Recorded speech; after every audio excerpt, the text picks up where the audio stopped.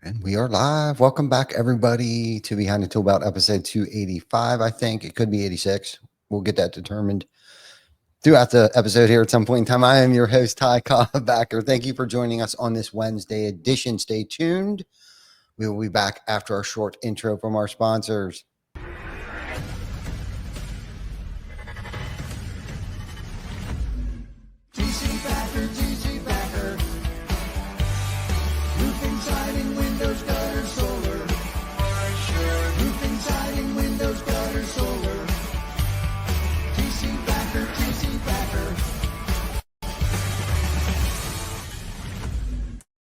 Is your lead flow down? Whether you're a company owner, office staff, salesperson, or installer, you're a roofing rock star. We help you get more leads with custom SEO, Google Ads, and a pro website.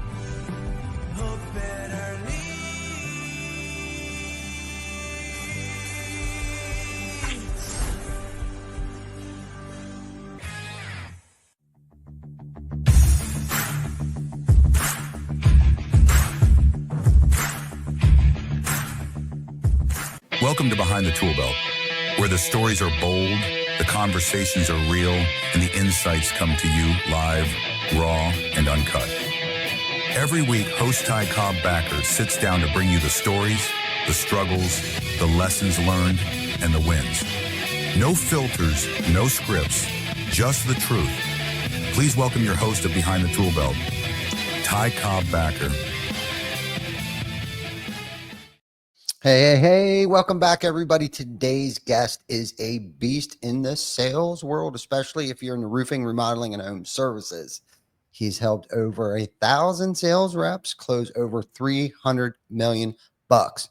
And that's with an M, 300 million, not thousand, in deals, scaled companies to 8 figures, and build an army of sales killers with his One Call Close Academy. He's an author of the In-Home Sales and a 5-Minute Door Knocker is his book, actually the name of his book, and the founder of the One Call Close Academy. My man, what's up? How are you? I'm fantastic. How are you doing? Thank you for having me on. Yes. Thank you for coming on the show, man. Seriously. After I did, of course I've heard of you and I've heard about you, and Vic reached out. You were so gracious enough to come on to the show. We sincerely apologize that I don't know if I've ever got to listen to you speak on stage or not, but like I said, I am fully well aware of who you are, what you've accomplished. And, it's amazing that you would take the time out of your day to come on to our show. So thank you. Absolutely. Yeah. So, let's kind of dive right into this. I mean, with all these things that you've done, you're an author. You have 2 bestsellers, Amazon bestsellers, right? Mm-hmm. And you've created the One Call Close Academy. What would have inspired you? You went from sales rep and into developing a One Call Close system and founding of the One Call Close Academy. Like what inspired all of that? Like what happened? Was there a turning point where you're like, you know what, screw this industry sucks, I need to improve it? Like what happened? Yeah, absolutely. So I've been in the industry 16 years this April. Came in as a sales rep off Craigslist, believe it or not, back in the day when people used to job search on Craigslist. Cool. And had success real quick, worked at several companies, went from sales rep to assistant manager to director of sales. Worked at a couple other companies. There's not always the best owners in this industry, as I'm sure you already know. Had a business partner for a couple years, and like many relationships, we broke up. And that was December of 22. My wife, on the other hand, has been in my ear for the last 13, 15 years saying, you should speak on stages, you should coach, you're so good at it. So when that relationship ended, I was, I had a little time on my hands, and I'm like, let's start the One Call Close Academy. I've been teaching One Call Close. I've been doing One Call Close. And it's more fun sometimes to teach the masses than just the people you work with, right? So I do own a company in Carlsbad with a business partner here called Title Remodeling, and we do roofing, windows, paint and stucco, patios, pavers, turf, everything on the outside. But at the same time, I get to do One Call Close Academy and consult companies in Ohio, in Michigan, in Florida, in Utah, like all over the country. And it's a lot more fun to inspire, instead of your 20 sales reps, to inspire thousands of sales reps. So I think really that's what kicked it all off. And it's only been 2 years since it started, but man, it's a fast ride. And, I feel old always saying it, but time flies. Isn't that the truth? Isn't that the truth? Yeah. That's what's great about you too, is that you actually have experience and a background in our industry. I think there's a lot of people that, that come into our industry, take advantage of a lot of our people in this industry and don't have much, experience in, they have experience in sales, but not what it's actually like in the day-to-day operations of running an exterior contracting company. And that's what I find very unique and inspiring about what you have done. And the other thing too, what I like about teaching is where I learn probably more from teaching other people than what I'm probably aspiring them to be. You know what I mean? Because I'm studying, I'm working on myself. And would you say that's true? Like, are you a different person now than you were when you started training and coaching and mentoring people 2 years ago? Oh, 100%. Like one of the biggest things is aware of what you say and your nuances. I say the word right a lot because when I'm teaching and there's people not responding, so like, and this is how you do it, right? And I say things like that, and it drives my wife crazy. So like, you just become so much better of a public speaker and aware of your language, your tone. I tried not to swear on stage as much as I did when I first started. There's still the F-bombs come out and this and that because I feel like you have more emphasis and more tone. But I'm well more aware of it and try to limit the amount of swearing that happens on stage. God, that is so hard. Everything you just said is so hard. Getting rid of the ands, right? You know what I mean? 100%. Like, And more so, it's I think the most painful part of the whole thing is listening to yourself. You talked about like, you haven't seen me speak. Like, I've seen myself speak. I'm like, that's what you guys like. Like, you guys like, this is what I sound like. So, you're going to be your own worst critic every single time. So one of my biggest tips for sales reps is to record themselves. I tell my reps, if I have to suffer through watching you role play, you need to suffer through it first. Because you're going to be more of a critic of yourself than I am. And you have these reps that they sit at the kitchen table and they don't know that they touch their face when they talk, or they click, or they have weird mannerisms. It's like, you have to watch yourself before I'm going to watch you. Such great advice. Such great advice. Speaking of which, salespeople's issues, what would you say is one of the biggest hurdles they have to jump as a salesperson, and not necessarily like technique, but more personally, like, is it having confidence in themselves, the product, the company they work for? What would you say with working with as many sales reps as you have? What's the biggest hurdle they have to get over? I mean, number one is confidence in yourself, but to have confidence in yourself, you also have to have confidence in the company you work for.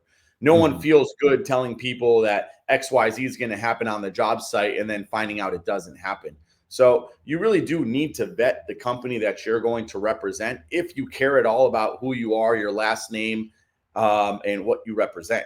So I definitely think people need to vet the company, and then they actually need to have confidence in what it is that they're doing. Like, one of the biggest things I see in all the coaching I've done is people think that charisma is enough to sell. Like, oh, people love me, I'm a people person.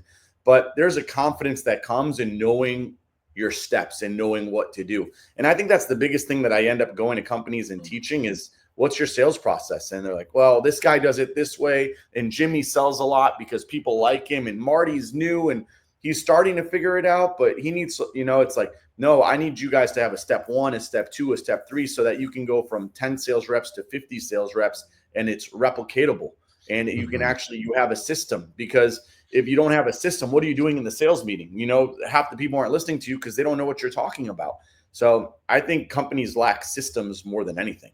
Yeah, no, I agree. And I think that also helps with self-esteem and confidence. If they can come into a company and it's very systematic and it's easily duplicatable, like you were mentioning, and it's easily teachable and trainable, I think that helps encourage them to pick up quickly on the systems, the processes, the products, and the techniques quicker. But if it's a confidence thing because they just lack self-esteem or they're insecure, what would you say to a person new getting into the sales space and they just can't get over themselves? What's the best techniques that you have tried or have experienced to help people kind of just get over that hurdle of like being, confident in their abilities? I mean, one thing, if it's people that aren't comfortable talking to people, I say you need to go talk to 20 strangers every single day. When you're in line at Starbucks, turn around and say, oh my God, it's been raining all day, right? What do you think of this weather? Aren't you sick of it? When you're at the bank, go talk to the bank teller. When you're like, you need to just start talking to people. But I think a lot of the confidence that people lack in themselves, they can gain from knowing the knowledge of the system and what it is that they're selling. They may not be confident in themselves, but if they know, okay, I have to do step 1, step 2, step 3, then they can forget about themselves and just focus on doing that. And then comes the small wins. So a lot of salespeople, they think the only win is if I make the sale. Well, what about the small wins of like you went to the lead and the homeowner's like, you know what, Ty, thanks so much, but we decided to cancel the appointment. We're not really interested anymore. We don't have any money. If you get yourself to that kitchen table to make a presentation, that's a win, regardless if you sell it or not, right? If the people didn't want you on the roof and you got yourself on the roof to take pictures and do discovery, that's a win. And when you start stacking the little wins, the confidence starts to build, right? It's like a little kid on a bike, they start with their training wheels and they're excited that they're moving forward. And then it's, let's take the training wheels off and I'll hold you. And then it's they're riding, but they fall. And then they're popping wheelies, right? So people want to go from 0 to 100 too fast.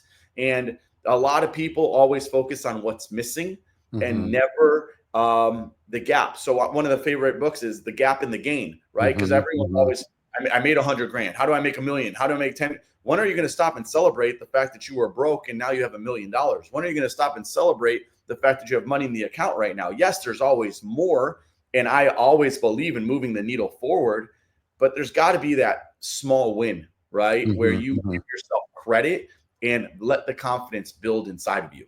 Yeah, no, I totally agree. How long would you say before you throw a guy out there and he starts running appointments on his own? How long should that time frame be? 2 days, 3 days, 3 weeks, 3 months? I think it really varies on the guy, right? But like we do a 2-week training in the classroom. So for the first 2 weeks, you're not going anywhere. We're going to teach you our system, our pitch, our slides, our inspection, our pricing, our work orders, everything like that. And then you get guys that at the end of those 2 weeks are like, put me in, coach, because they go home every single night and they role play and they internalize it and they write out the script. And I have guys that have sold their very first lead, and not one guy. I mean, I've been doing this 16 years. I can tell you 8 to 10 guys that they sold their first lead they ever ran, right? And then I have people that just went through a training class 2 months ago that they're still not ready and they're really on their way out the door. So like, there's also a part of you that's like, you got to be chomping at the bit to go be successful. And the people that are just going to wait and wait and wait, like, this might not be the right job for you. But I think the average person, to like truly answer your question, I think it's like 3 to 4 weeks, right? Yeah. Because personally, what we do is we put them in 2 weeks of training. Then we make them go on ride-alongs, because I call it like the classroom and the lab. When you were in science in school, you had hands-on training and you had classroom training. I'm more of a lab learner. If I watch you go in house and I see Ty present 4 or 5 times, I'm like, that's what you want me to say? I got you. I'll regurgitate everything you said.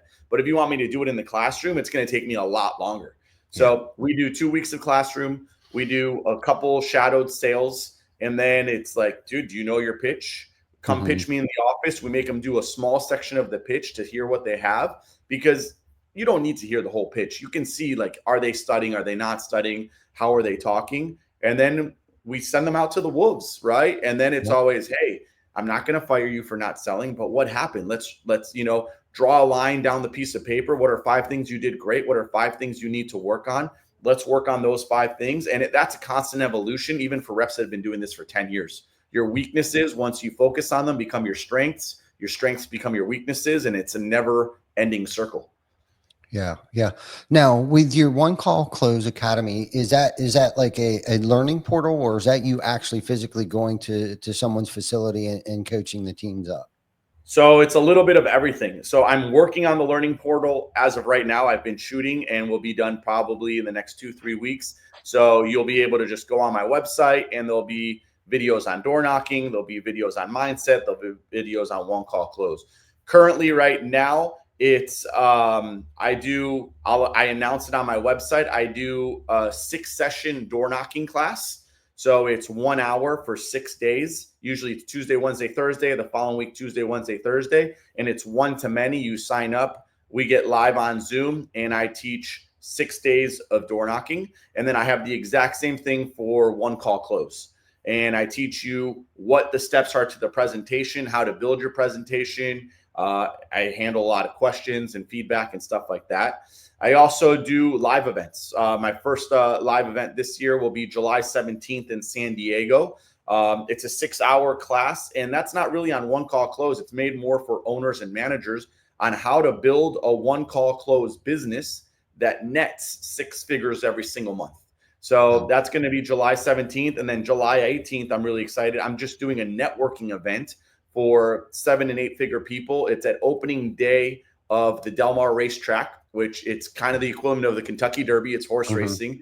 I got a 5th floor level suite, and we're going to put 45 entrepreneurs in there just to build relationship capital and talk chop and watch horse racing.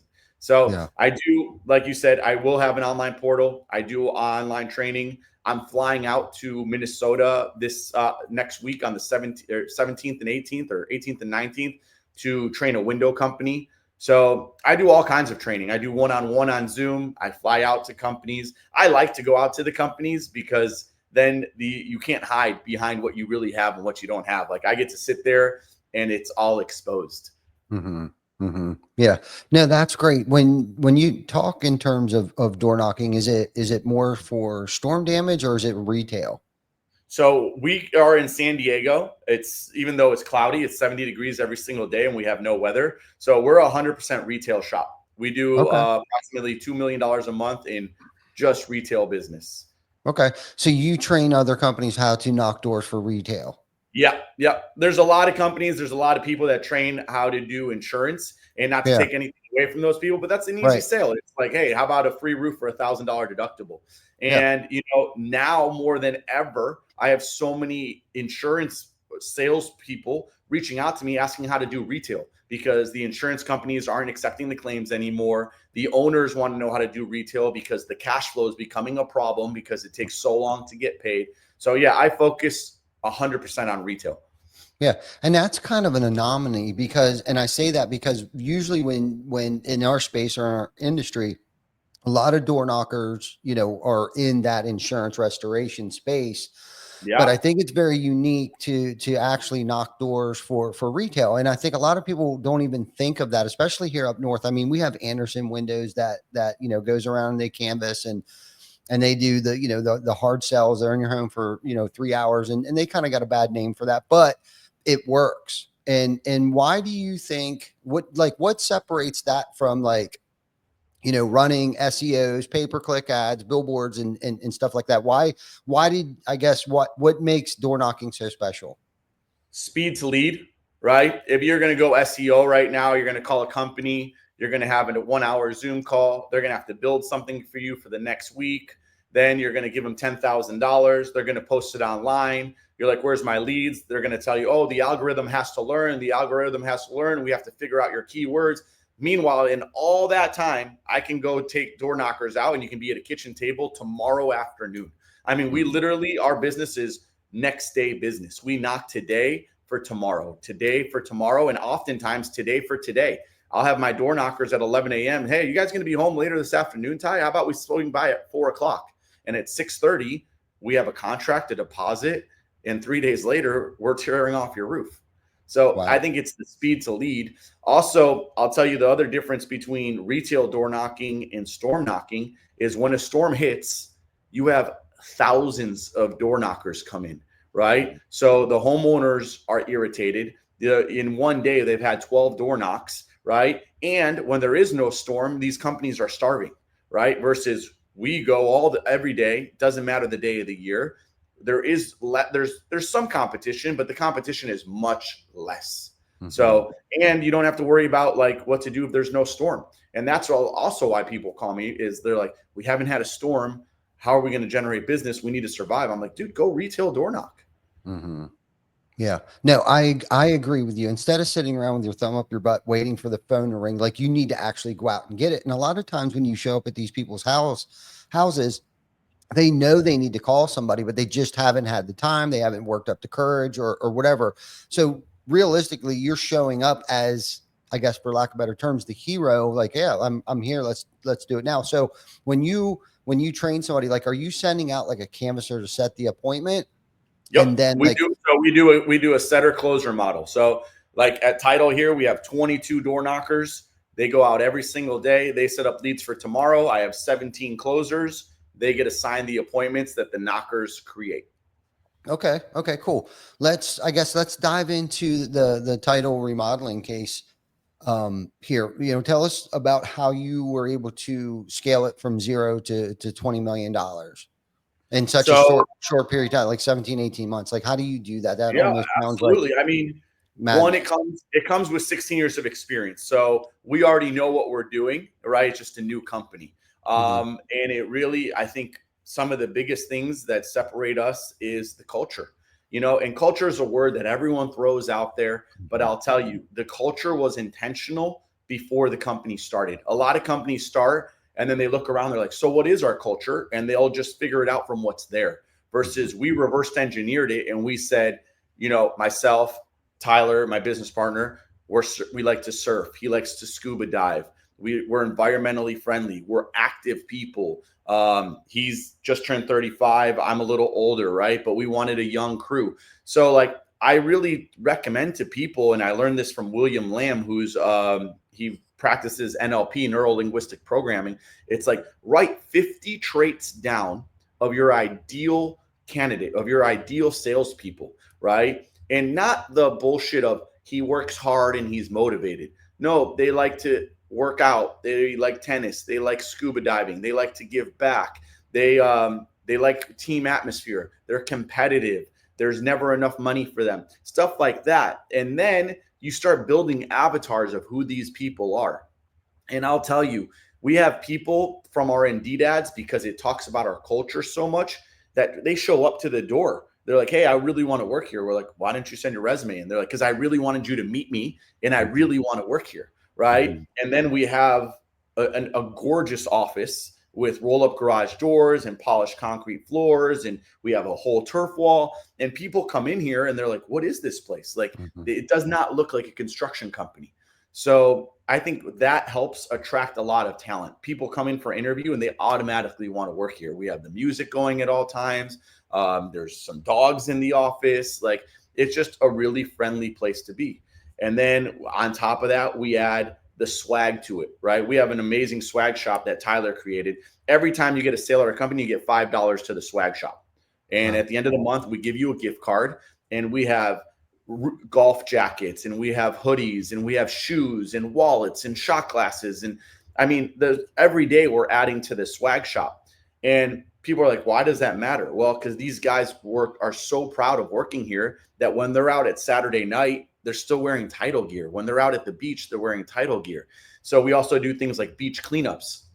First Saturday of every month, we go down south and clean up a beach. You have 18 dudes head to toe Title remodeling. People are like, who are these people? What is it? I want part of the movement. So you create the culture, you create the success, right? We have bonuses every single month. Just like I'm doing the meetup at opening day, we have tables for our guys. Top 6 reps this month go to opening day. We do once a year, twice a year, we do a mindfulness retreat for our guys where we take them out to like Joshua Tree and they do journaling and meditation and breath work. And people think it's a little, woo-woo, but like these guys are out connected like a unit, and you have men crying around a fire where they really make connection. And then we do fun stuff. We do yacht parties and stuff like that. But on top of it all, we train and we train and we train. And like what I was saying about being replicatable, you can take a sales rep here and have him start pitching you and stop him and have another rep go and say, finish his sentence, and then another one and another one. And you're going to get a coherent pitch out of them. So Mhm. because they all know the pitch, our sales meetings are very effective.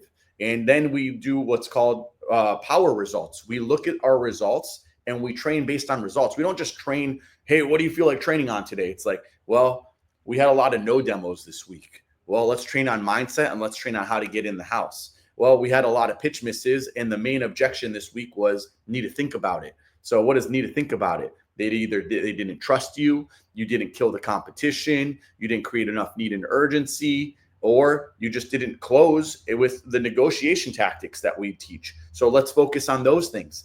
And we do that with the salesmen, and we also do it with the door knockers. So if the door knockers create a bunch of leads today and there's a bunch of no-shows, they didn't create enough need and urgency for the homeowner to be there. So today I'm going to go in there from 10 to 10:30 and give a meeting on need and urgency.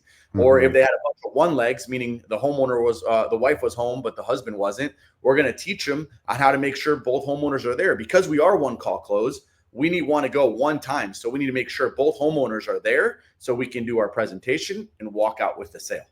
So I'm sorry that was long-winded, but I know. I mean, there's so much that added to us doing $18 million in our first year of business. And we're still working on it, right? And now we're like, we have the whiteboard up here, and it's like, how do we get to $5 million a month, right? And we know that it's just an equation. Men and women lie, numbers don't. So right now we average around 120 leads a week. We know that if we get 333 leads a week, we'll be cruising over $5 million net business every single month. So now that's our number one goal is more knockers, more leads, and get to 5 million a month. How many doors is that a month that somebody actually has to knock to get 320 leads? So it would be somewhere around. Would you say that's 10%? Like, is it? So yeah. So the average 1,200 doors. Yeah. Yeah. The average door knocker is going to knock 200 doors a day, and they're going to come back with 2 to 3 leads, right? Yeah. So you got to multiply it by 3.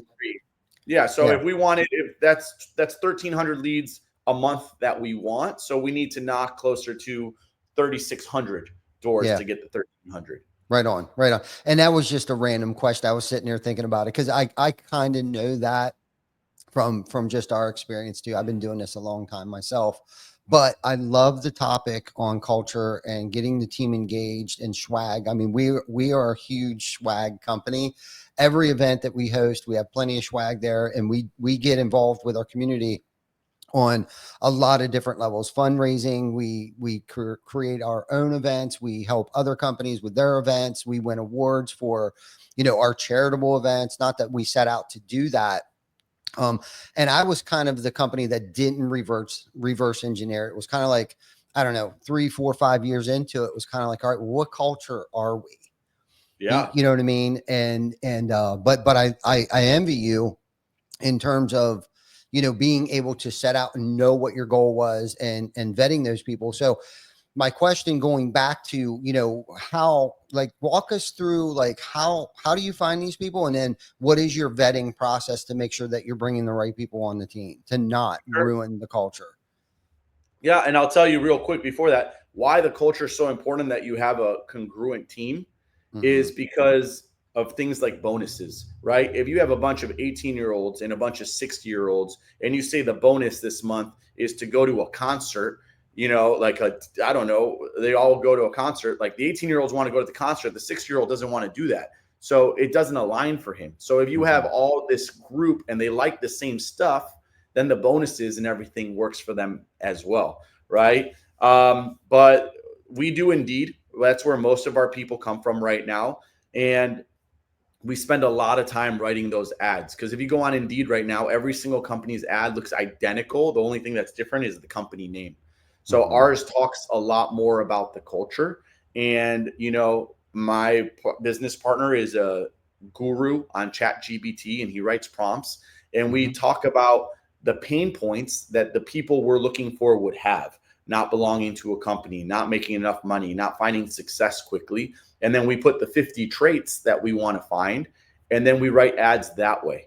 So once we do have Indeed, we have a woman that does Zoom interviews for us, and she's the first screening. And then after that, They come in for in-person interviews, and Tyler will interview, and I will interview sometimes, and then we'll set up another interview for the other person. So they have to go through 3 interviews to go through it. And that's for our salesmen. Our door knockers, they go through a Zoom interview.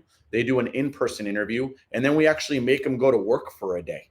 Because what we found is when people are interviewing, even though like I tell you how hard the job is and you're going to get rejected and kicked in the face all day long, when people are in interview mode, all they want to do is get the job.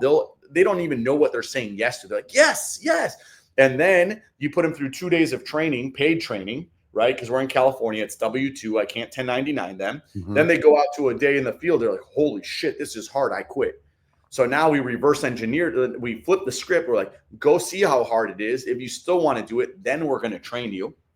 And the door knocking training is quick. It's 2 days, 4 hours each day in the classroom, teaching you how to identify damage, how to our pitch, and how to give some rebuttals to objections. And then it's shadowing in the field. You know, I'm going to walk with you, listen to what you say. Then you're going to walk to me, listen to what I say. And then we train them every day for 30 minutes. Wow. No, this is great. This is all good stuff. Such great information, and that you're freely open to sharing those things with us. Oh, and 100%. Yeah. So, and I love how you do the interviewing process. We do the same thing too, because you figure if they make it to the third one, it's usually, you know, because that's one way to kind of sift them out, because most people show up to the Zoom meeting call because we'll do a group call, and I'm imagining that's probably what you guys do. You'll get, you know, 3, 4, 5, 6, sometimes 10 people on the Zoom call that applied for the ad, and then set up a second one. Some start to drop off, and then by the third interview, more start to drop off by that time, because they got to put in the work, right? They got to put in the time, they got to put in the work, and right away It's also an opportunity. It's an opportunity for you to see, can this guy show up 3 times on time? Yes. Right. Exactly. I think we froze a little bit here. I think there we go. There you are. Yeah. So I was saying it's an opportunity to see if they can show up on time. Yeah, exactly. So I love that piece, you know, basically hire slow, let go quickly. So let's talk about like the letting go process. Like after you've realized that, you know, you've done everything, because I'm a firm believer that, you know, if you're pointing a finger, you got 3 pointing back at you.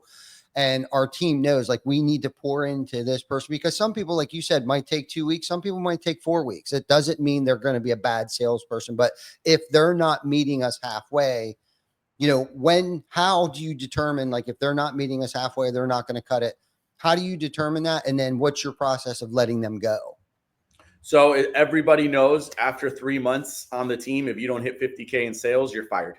So I'm not firing you. You're firing yourself. So you're setting that expectation up front. There's an expectation. 50K, you don't hit that, thanks for playing. We give them 1 week to self-generate a sale of $10,000 or more if they really want to keep the job. But usually once they've gone 3 months with 50K, without hitting 50K, they're gone. Canvassers, on the other hand, and this is also depending on attitude and if they're not putting in the work. There's times where we let go day 4. Like, I asked you to do homework, you didn't do it. I asked you to do homework again, you didn't do it. I asked you to come 30 minutes early for some training, you didn't do it. Dude, we're just not a good fit for each other. Get out, right? And then there's the people that are really trying, and just not hitting it. So we have minimal acceptable performance, which is 4 demos a week, right? If you don't hit 4 demos a week, we're going to talk about it. Next week, if you don't hit 4 demos a week, we're going to talk about it, see what's going on. You'll be suspended for 2 days. You come back from that and you don't hit 4 demos a week again, we're going to part as friends, right? There has to be like a matrix and KPIs that people know, because if not, then it becomes too emotional. Like, well, this person didn't hit it and you kept them on, and because what? I'm brown, you didn't, you know, like whatever it might be. So it's just got to be like, men and women lie, numbers don't. And I really try to run the business on numbers. A lot of times when we look at sales stats, you know, you have all their information in the names. I put a piece of paper across the names and I just look at numbers. And then after I'm done looking at the numbers, then I'll look at the names, right? So that there's no emotion tied to it. Yeah. No, that's great. That's a great idea. That is actually an amazing idea. No, I love that. I love that. So let's change gears here a little bit. Let's talk about you personally. And so, you've been in the industry for 16, 17 years now, or in the sales industry space, I guess. What has been some of the biggest hurdles that you've had to go through to get where you're at today? And this can be like a timeline. Like the first hurdle was this, I had to get through that, and Yeah. where you and to where you're at now. Like, what's your biggest struggle today? So give us that timeline. So, I mean, my first hurdle was my first 30 days in the industry. I showed up, like I said, Craigslist ad, home improvement company, looked at the sales board. I'm like, man, this is a cool job. Prior to that, I was in an office banging out cold calls for software. I would have hung myself from the phone a couple more days there. And the first 30 days, I went through training. Back then, it was a 1-week training. I actually ran a lead. I trained Monday through Friday. I ran a lead that Friday because I just took it so professionally. I sold my second day for $17,000 to a woman in Long Beach, California. She canceled. Boom. She went to church that night, told them that she got a coding system on her house for $17,000. The church canceled the job. The next day, there was people from her church painting her house for free.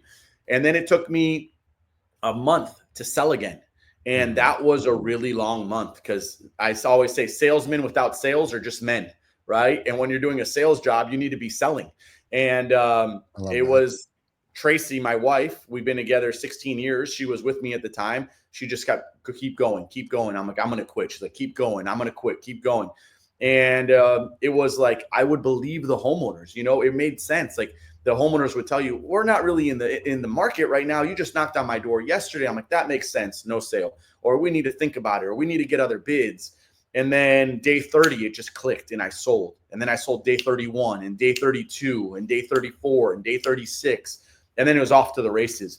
But it was that self-belief in the system because everyone goes through the same process. One, they got to believe it's possible. Then they got to believe it's possible for them. So yes, I work at the company. I see other people making sales. Cool. Well, can I make the sales? So that was like my biggest hurdle, number one. Number two was I stayed at the first company for too long. It was a owner that cut people's commissions too much. He was an alcoholic. He was nice during the day, horrible to work for at night.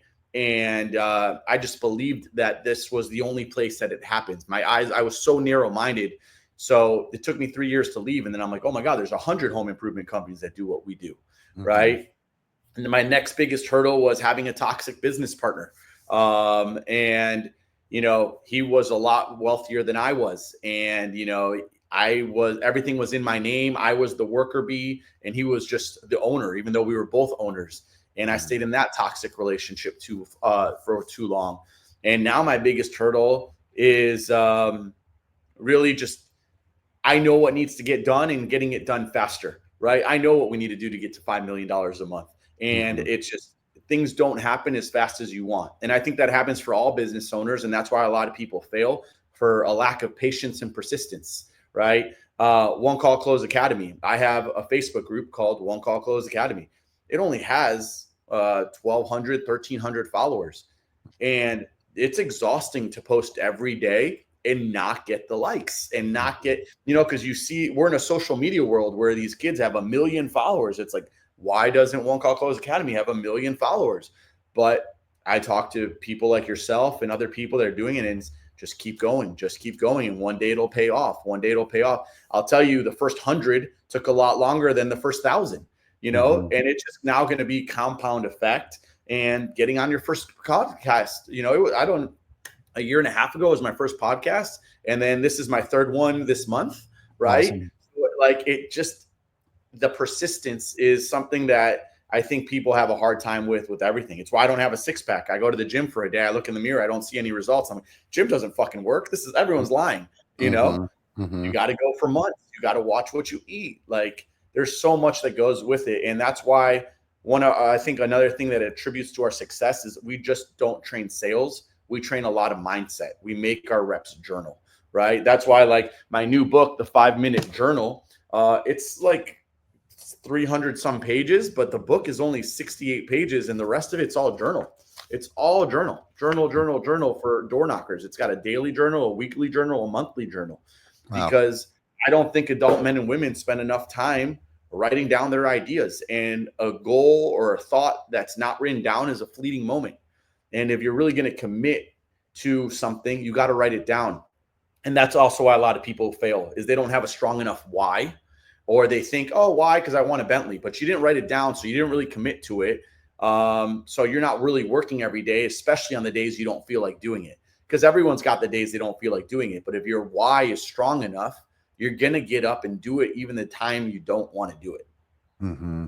Yeah. Amen to that. Yeah. Delayed gratification. I think we've become such an instant gratification world, even myself, and just with the little bit of followers that I have, I mean, that's taken years to get. Just, I think I might have 6,500 personally. I don't even know what our company has. Like, all together is probably 12 to 15,000 followers. Right. And what's sad about that is that, once you've identified, there's more people watching you than you think. Just because they're not following you doesn't mean they haven't seen your content. And honestly, I think some of these people that have 1 million followers, I think they bought them.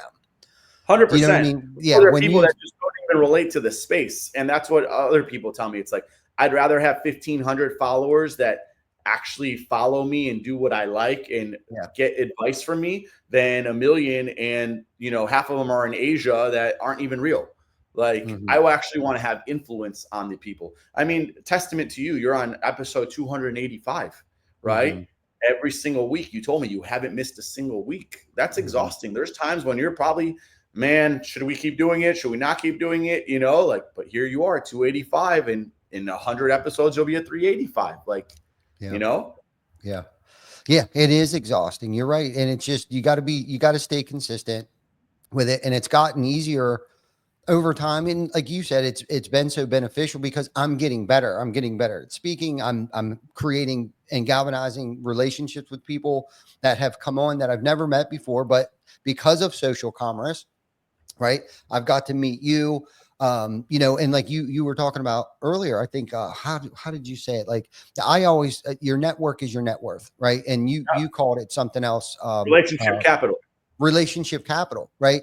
That's what, it's not just about the views or the followers. It's the relationships that I've been able to galvanize over the years of doing this is what has made me more wealthier, not in terms of monetarily, but knowledge and those relationships that have turned me on to other products or people that have helped us in situations where there's the list is endless of what, 100%. Social media. And how many people can you call right now? Hey, I'm in this situation. What should I do?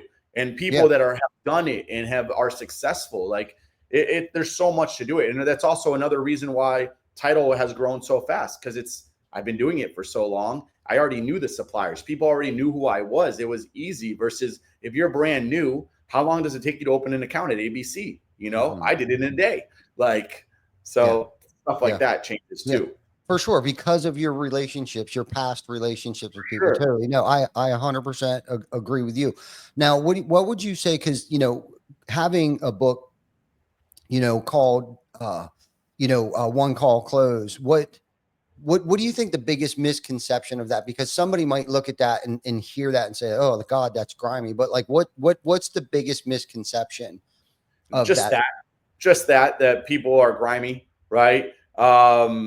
We are very ethical in what we do, and I teach people, how to close with the definition really of the sale I teach. It's an emotional sale supported by logic. There's nothing logical about doing business with a door knocker. There's nothing logical about signing a contract with the first bid. Everyone's responsible and wants to get 3 bids, right? But when you teach people how to actually do it, it changes companies. So I think that the people think it's sleazy salesmanship, right? Kind of like the car salesman. But you read the book and you'll be surprised. Just salesperson in general gets a bad rap just because of the word sales in front of person, Look, and we talk, I think. Go ahead. I'm sorry. No, go ahead.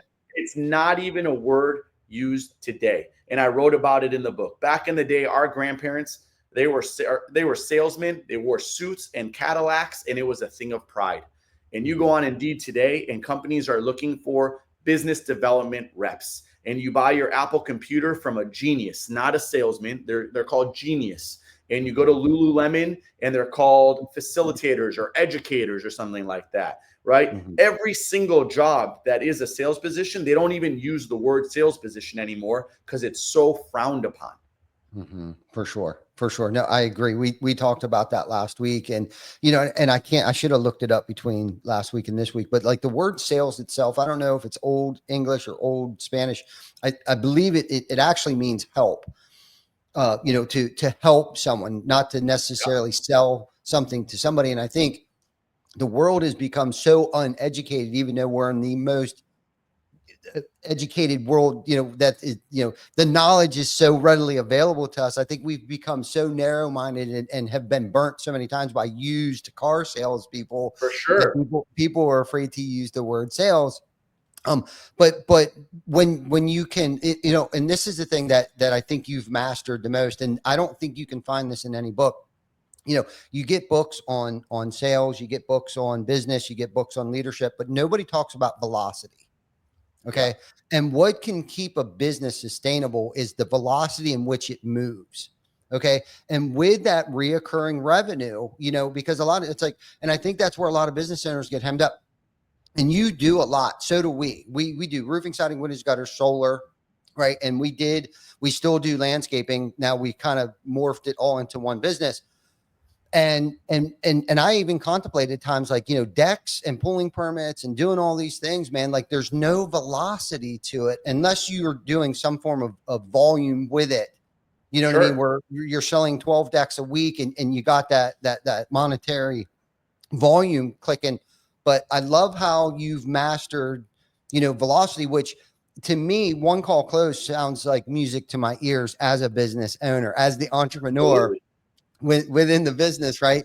And I like that, for anybody that's in business or an entrepreneur or a manager or sales manager, whatever, listening to this right now, this is very important. The velocity in which you close the sale, right? And the velocity in which you get it on the schedule, the velocity in which you move to keep the homeowner happy, get the job completed on time, and then get paid. That's what's going to sustain it and keep your business relevant.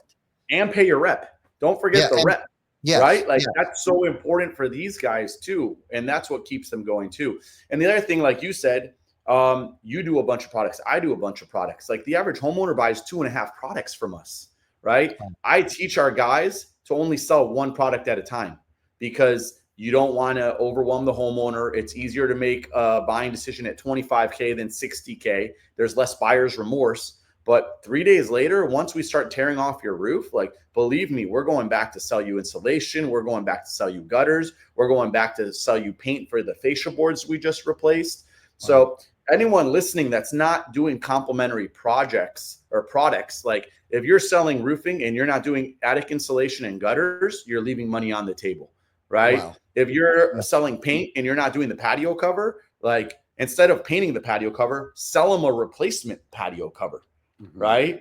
If you're doing like, and it all rolls one into the other. And if you find a customer that likes you and trusts you, they're also excited because a lot of times, especially with the door knocking, we're taking people that are not in a home improvement state of mind and putting them in a home improvement state of mind. And there's a lot of excitement and emotion that goes into it.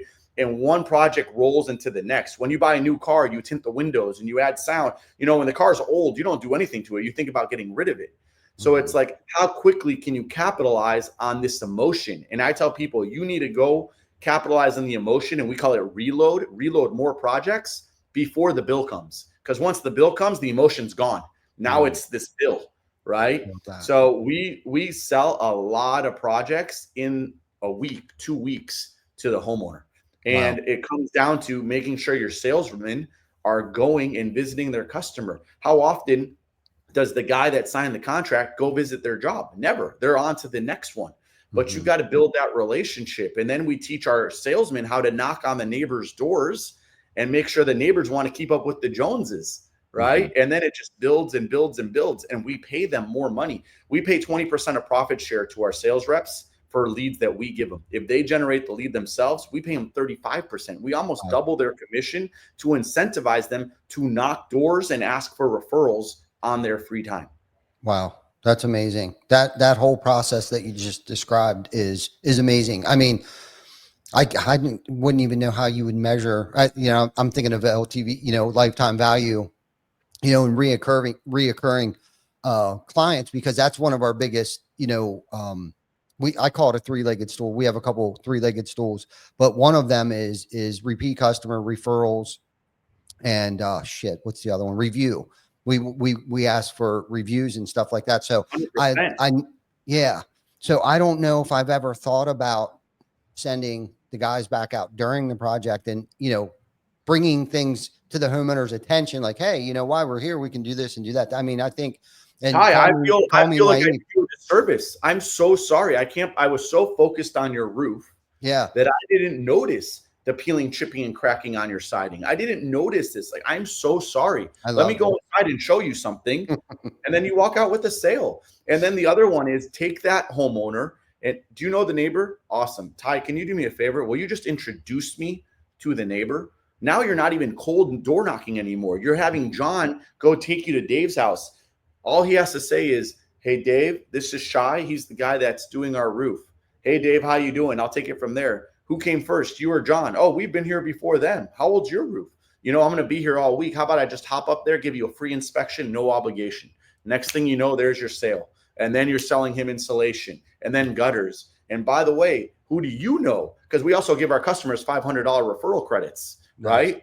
Yeah. You want me to pay for the deposit, or do you want to pay for the deposit? If you want me to pay the deposit, give me 2 referrals that buy from me. We'll waive the $1,000. I'll give you $1,000.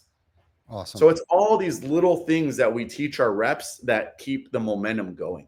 Yeah, I love it. I love it. It's all about velocity and the momentum, man. And when you got the momentum, you got to keep it going too. Great.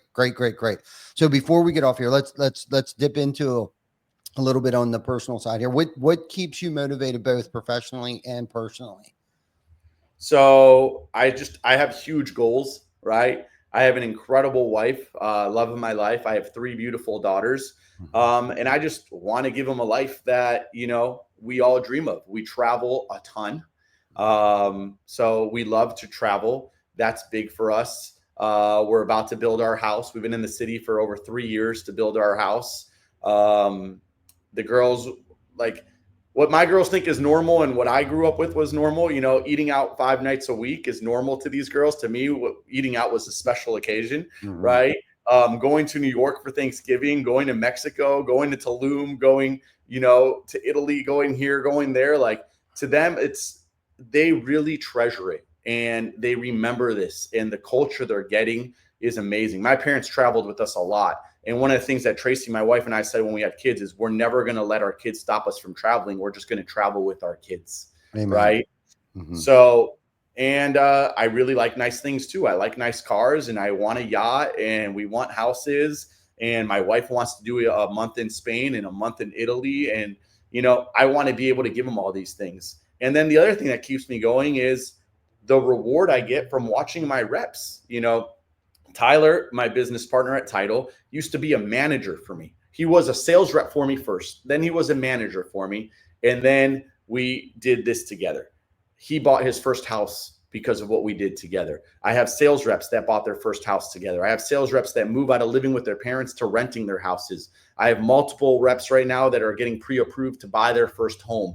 I have reps that were driving, hoopties that are driving BMWs and Mercedes, right? Like, and that to me, sometimes that's more of a win for me than my paycheck, right? Is watching other people level up. When I started One Call Close Academy, you think of what are your core values and what's your motto and everything. I came up with, empowering ordinary people to achieve extraordinary results. And that's what I want to do. I just want people to achieve extraordinary results. And to me, it's just a little feather in my hat, and it's a win. And your wins become my wins. And that also creates a stronger bond and relationship.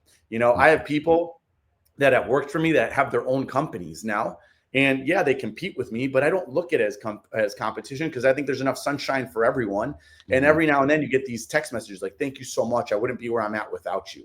And like, to them, that's a simple text. To me, that's like, dude, that's a heart stopper, and that's what keeps me motivated every single day. And my 3 little girls, I mean, they are my world. Yeah. Amazing. Great order. I love the order that you put them in. And it should be family first, but the impact that you're having on your team and your local community is definitely, great motivators. And watching, you know, and I've said it before, we've had people come, a lot of people stay. But unfortunately or fortunately, we have people go. And most recently, I just experienced somebody. Now, it wasn't a text message, but it was a comment on a post on TikTok that, you know, a guy that used to work for us had made a really nice comment in the post. And I just, it kind of just, you know, and this is the strange thing about legacy is that that's a part of your legacy, whether they want to admit it or not. It's because of the tools and resources that you educated them on. Right. They've been able to apply that into their own lives and create their own businesses. And the only thing that we can hope for is that they impact, hopefully they make $100 million and can impact another 100 million people, you know, with the 100%. tools and resources that you've given them. Right. And that's the thing about leadership. Like we won't be able to take credit for everything. But to watch other people groom, you know, to groom them and watch them grow, to me, that's probably definitely up on the top 5 of my highly motivators. Of course, number 1 is my family and watching them grow and blossom and flourish and help them achieve their goals and their dreams and give them the life that, you know, we want. And I say I emphasize that because it is, without them, I'm nothing. And what I can't do alone, we can do together. And when I say that, I'm thinking of my family and then of course my work family too. So great freaking episode, man. Like you crushed it. And thank you. We're just about at a 1 hour. So much. That was incredible. Thank you so much. Yeah, no, this was good. Thank you. So, you know, that's a wrap for today's episode of Behind the Tool Belt. Huge thanks to Shy for dropping some serious knowledge on what it really takes to close deals with confidence and integrity.